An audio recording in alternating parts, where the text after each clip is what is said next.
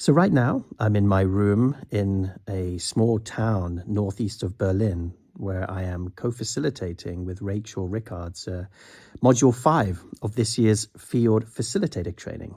It's been quite a delight so far to be with the 40 participants to kind of land the plane, if you like. This is the final piece of a year-long training. And I was part of their first module and their third module at New Eden. And now we are in circle and bringing the final pieces to their to the transmission and to the training. So I'm in the middle of it, and this feels really, really rich. I'm also aware that I put out a social media post a week or two ago where you could ask me a question.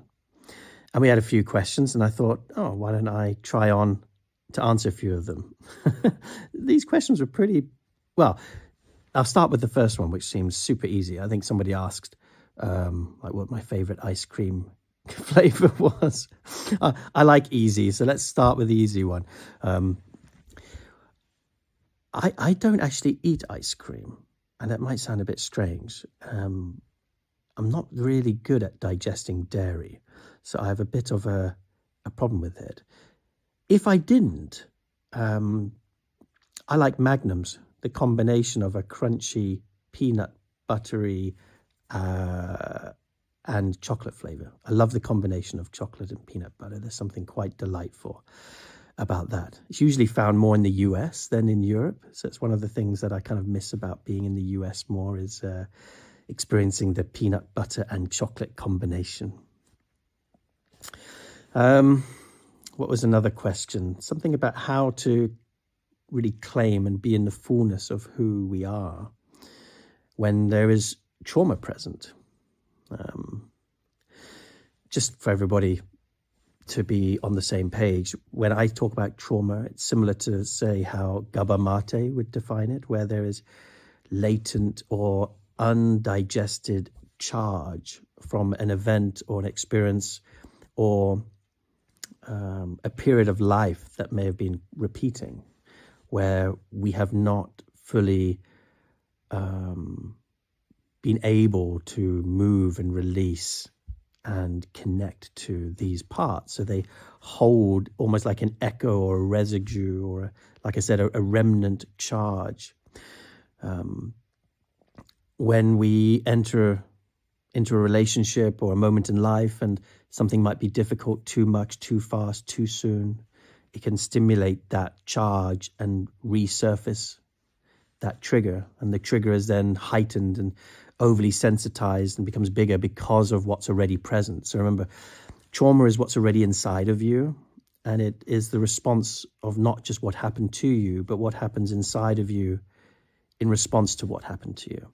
So it's really, how are we managing these things that happen to us that were often too fast, too much, too soon? And because they were too much, too soon, too fast, they're stored in our body for later until we regulate and we feel safe enough to kind of go back. Not so much in our mind, but the body wisdom naturally will surface and bring things up when it's safe enough to do so. Everybody has trauma. Usually trauma is in two categories, little t or big T. The little t are the violations and neglects that don't necessarily derail us completely. These are things that happen all the time. They're part of our lives. Every human has them. They could be small in the terms of like maybe a moment of unattunement from our caregivers or parents, times when we weren't really deeply felt, honored, heard, seen, got. Big T is, maybe war, genocide, sexual abuse, rape.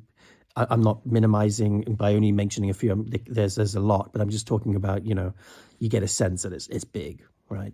And, I work personally in circle with and in hard IQ with both big T and little t traumas. There's also a thing called group trauma, where we are injured because of a group dynamic, maybe at school, maybe in family, which is why I love group work, because in order to heal group trauma, you need a group. Just like if you want to heal relational trauma or attachment injury, you need a relationship, you need attachment.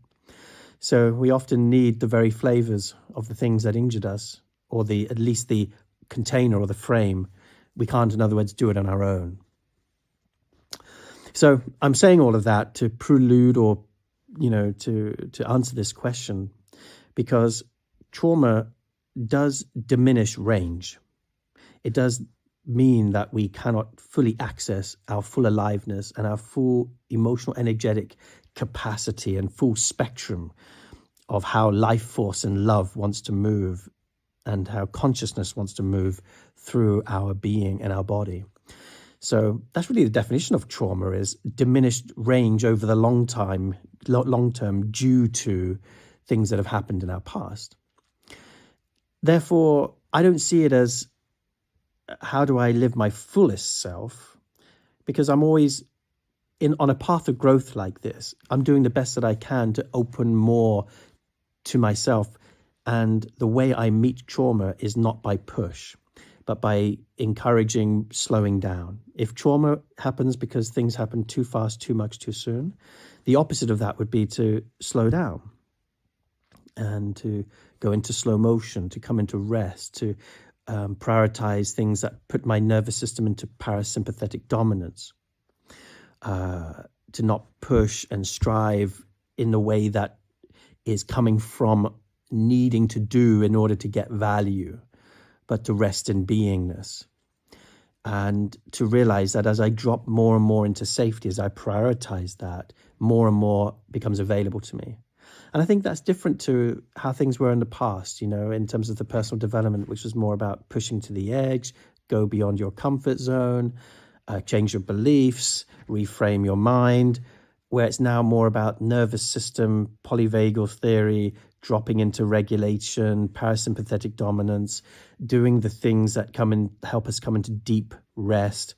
And this is what I feel is the practice. That's what needs to happen in life. And then when we do that, more comes online and we become more available and more aspects of ourselves naturally. We don't need to necessarily expand into our full range by going into our full range. Sometimes we just need to drop in and feel safe.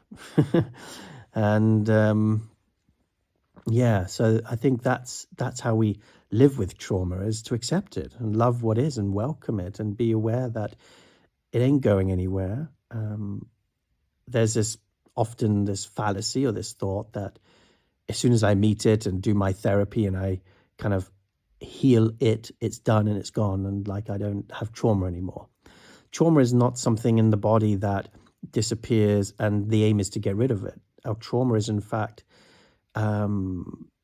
holding keys and gifts and gold that develop into our superpowers. Once we learn how to turn our pain into purpose, our wounding into art. So I wouldn't be so quick to try to get rid of that which can actually serve your life path and purpose. The charge begins to become less, but the remnant, the echo, the wisdom of that trauma can be transmuted. We always have it potentially as an Achilles heel, though. It may still present as it's like a weak spot or a potential trigger. We might manage it better. We might develop better resources to stay away from the trigger zone and stay more regulated. But those of us who've got more trauma just have to do a little bit more work to stay safe in our nervous system. Yeah. Cool. Well, that's a good question. I think there was also another question about, for me to name, like, what is a miracle in my life? When can I recall where all the forces were aligned to me and with me? I love this question too. I used to have this, I still do. I've put it in storage and I took a picture of it, of all the pages, but I have this diary called the Weird Events Diary. And I would take note of or these special moments when it felt like source and spirit, my heart and life and others were coming together in like divine synchronicity. And I was always so taken aback by the magic of life, and I still am. But I started to write, and it's the only time I've ever journaled. And this was when I first started the path. So 21 years ago, when I was starting to facilitate, that was where I would say the height of the magic was, but it wasn't because of that time. It was just so new to me. I think what's happened is like it's become kind of normal. I don't take it for granted, but life is pretty magical. Every time I sit in circle and I see what magic happens when people come together in unity, in love, in consciousness, in mutual longing to grow and to expand and to heal in tribe, I am deeply touched in ways that are profound. And I'm consistently surrounded by magic. The people I meet, the relationships I form, the work that I get to do for my living, it's just, it's a dream. However, I think the thing that still blows my mind is the miracle of being so deeply met by a brother who supported financially in a time of the final hour, really, when New Eden, the retreat center where I do my work and which we've been blessed to steward since 2015, we were in financial catastrophe, really, and we were about to foreclose to massive debt and to massive contraction in our personal lives.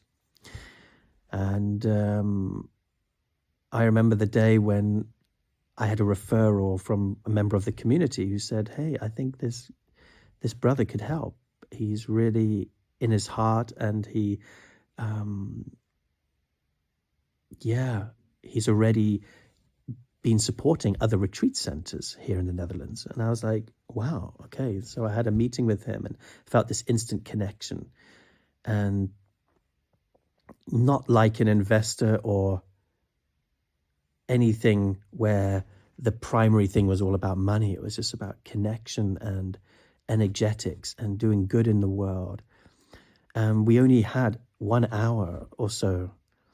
And he was like a full yes to supporting. And in deep trust, he offered a loan of 2.4 million US dollars. And with very little need for like scrutiny, lawyers, contracts. And it was just this divine coming together of trust and brotherhood.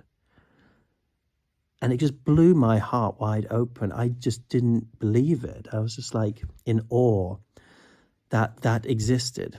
And to this day, I'm grateful because we just wouldn't be able to do what we're doing at New Eden.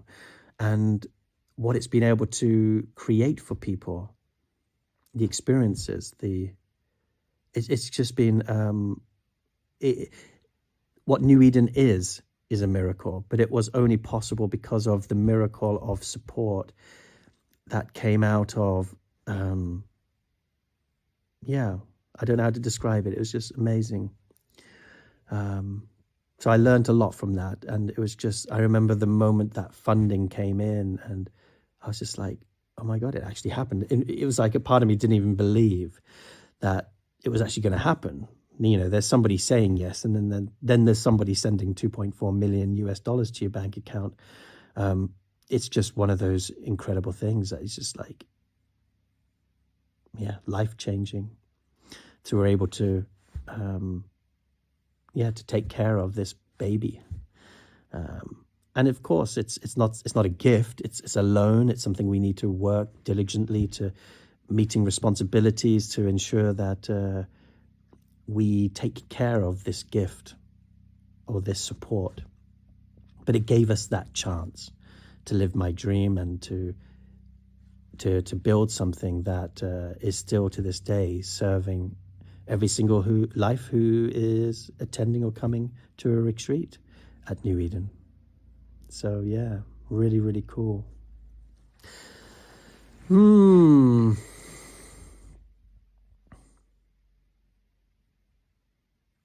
I think there was one more question that came in about identity and how my life is changing over these couple of years. Like, what am I identifying with, and how, as I'm getting older and kind of moving through my life,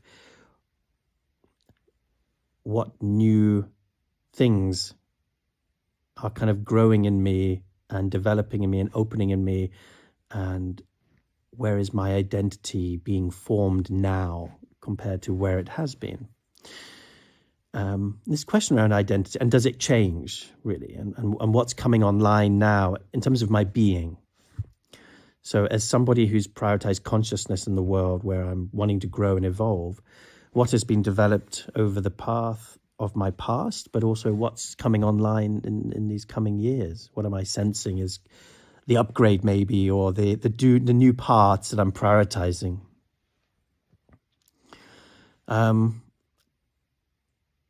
When I started my journey 20 years ago, I was far more heady. So my work and the work that I've done on myself and in Tribe and in Hard IQ and in Circle has brought me into more integrated, embodied presence. And for that, it has been worth it because I now feel more.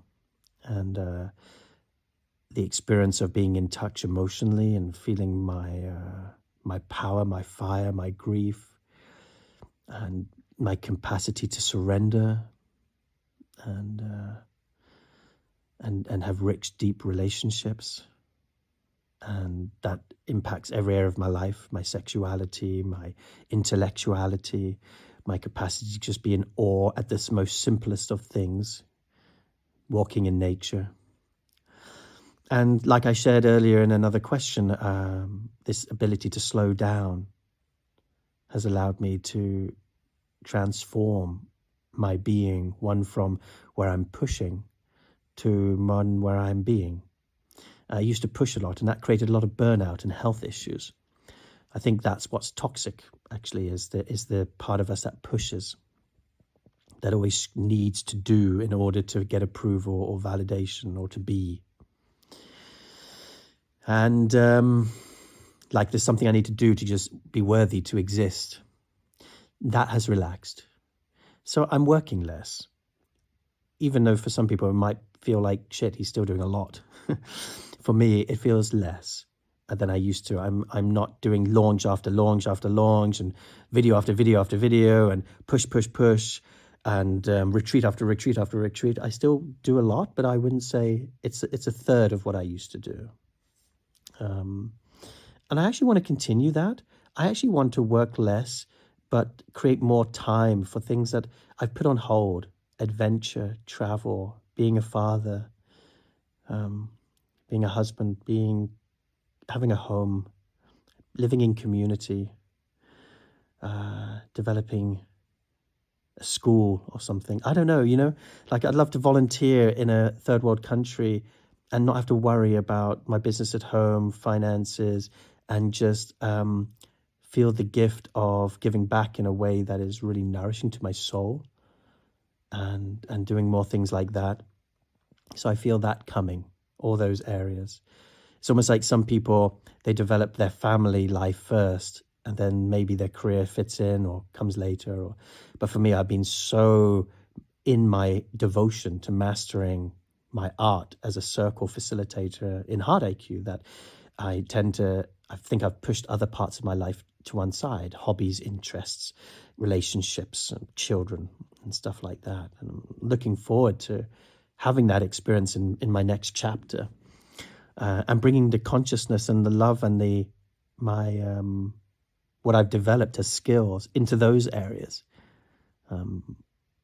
Yeah. So that's it for me right now. I know there are more questions, but those are the ones I can remember right now. I'll do another video for the other stuff. All right. Well, I hope you got some value and enjoyed that. Thanks for posting those questions, and I'll speak to you soon.